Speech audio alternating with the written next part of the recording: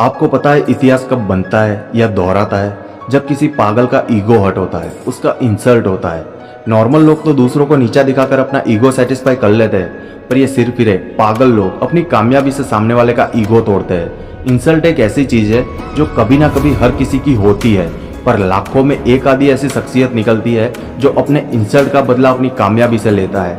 और ऐसा ही एक इंसल्ट हुआ था शिवाजीराव गायकवाड़ का। एक छोटा सा एक्टर जिसकी एक प्रोड्यूसर ने ना सिर्फ इंसल्ट की बल्कि उसको प्रोडक्शन सेट से भी बाहर निकाल दिया। उस दिन उस बंदे ने ठान लिया कि वो इस प्रोडक्शन हाउस में जरूर लौटेगा, वो भी एक इंपोर्टेड कार में और खुद की एक पहचान बनाकर। और ठीक 2.5 साल बाद ये बंदा अपनी इंपोर्टेड कार में सुपरस्टार रजनीकांत बनकर लौटा। जी हाँ दोस्तों, मैं बात कर रहा हूँ वन एंड ओनली रजनीकांत की। दोस्तों, इस दुनिया में कुछ गिने चुने लोग होते हैं जिनकी गिनती उनके काम की वजह से भगवानों में की जाती है, जैसे कि सचिन तेंदुलकर, बाबा साहेब आम्बेडकर और रजनीकांत। साउथ में इस बंदे की क्रेज इतनी है कि पूछो मत। और हद तो तब हो जाती है जब कॉर्पोरेट कंपनीज इनकी मूवी रिलीज दिन को हॉलीडे डिक्लेयर करती है। पर दोस्तों, ये सब रातों रात नहीं हुआ, इसके पीछे कई सालों की मेहनत है। ये ना ही किसी बड़े एक्टर के बेटे थे और ना ही इनके पापा पॉलिटिशियन थे। इनका जन्म तो एक पुलिस कांस्टेबल के घर में हुआ था। इन्होंने अपने करियर की शुरुआत एक कॉर्पोरेट जॉब से की, पर इस जर्नी में इन्होंने कई सारे काम किए, जैसे कि कभी कुली बने तो कभी बस कंडक्टर। पर इनकी एक खासियत थी, चाहे काम कोई भी हो, फिर चाहे कुली का या बस कंडक्टर का, ये अपनी एक अलग छाप छोड़ ही जाते थे। जब वो कंडक्टर थे तब वो अपने स्टाइल में टिकट काटते थे।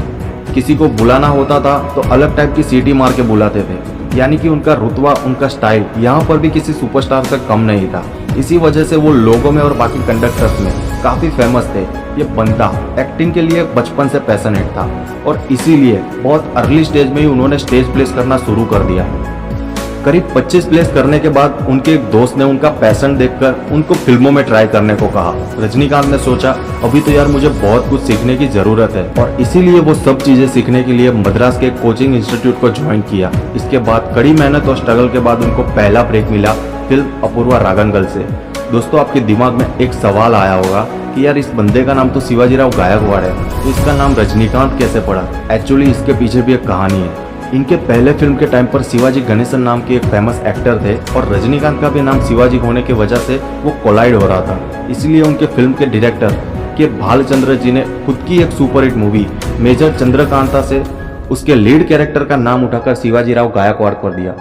And we all know that name is Rajinikanth. पर साला ये फिल्म आते ही कंट्रोवर्सी में घिर गई, पर फिर भी इस फिल्म ने 3 नेशनल अवार्ड जीते और अपने एक अलग स्टाइल की वजह से रजनीकांत को काफी वाहवाही मिली। दोस्तों, कहते हैं जब कामयाबी मिलती है तो ईगो थोड़ा बढ़ जाता है, पर रजनीकांत एक्सेप्शन है और ऐसे उनके कई सारे किस्से फेमस है। 2007 में जब शिवाजी द बॉस रिलीज हुई, इस फिल्म ने बॉक्स ऑफिस पर हंगामा मचा दिया और इस फिल्म की सक्सेस को सेलिब्रेट करने के लिए रजनीकांत और टीम भेष बदलकर एक मंदिर में गए। लाइन में लगकर उन्होंने दर्शन लिया और दर्शन कर मंदिर के बाहर एक पिलर के पास आकर बैठ गए। तभी एक लेडी ने उन्हें भिखारी समझकर 10 रुपए उनके हाथ में दिए। ऑब्वियसली उनके पहनावे की वजह से वो उन्हें पहचान नहीं पाई, पर रजनीकांत ने भी वो पैसे लिए और थोड़ी देर बाद में जब वो अपनी गाड़ी में जाकर बैठे तब वो लेडी को रियलाइज हुआ कि उसने रजनीकांत को भिखारी समझकर उन्हें 10 रुपए दिए हैं। उस लेडी ने तुरंत जाकर उनसे माफी मांगी और इस पर रजनीकांत ने कहा कि कोई बात नहीं, बल्कि भगवान खुद बताना चाहते हैं कि आज भी मैं एक आम आदमी हूँ, कोई सुपरस्टार नहीं। ऐसा ही एक किस्सा एक दिन रोबोट फिल्म के शूटिंग के दौरान हुआ था।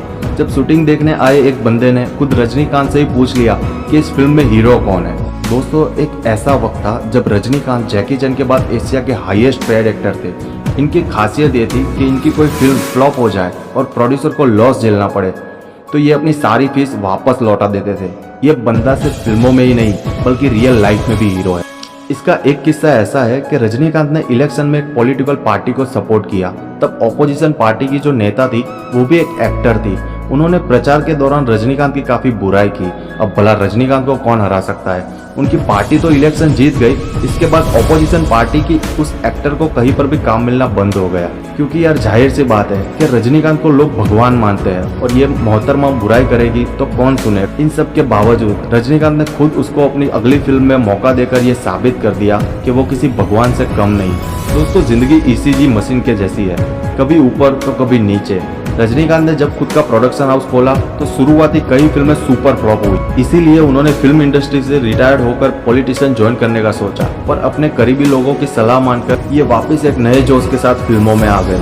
और एज यूजुअल छा गए। दोस्तों याद रखना, तकलीफें हर किसी के लाइफ में आती है, नीचा हर किसी को दिखाया जाता है, पर आखिर तक वही टिकता है जो बुरे वक्त को अपनी जीत बनाकर उन मुश्किलों से भिड़ता है। क्योंकि दुनिया झुकती है, बस बंदा झुकाने वाला चाहिए।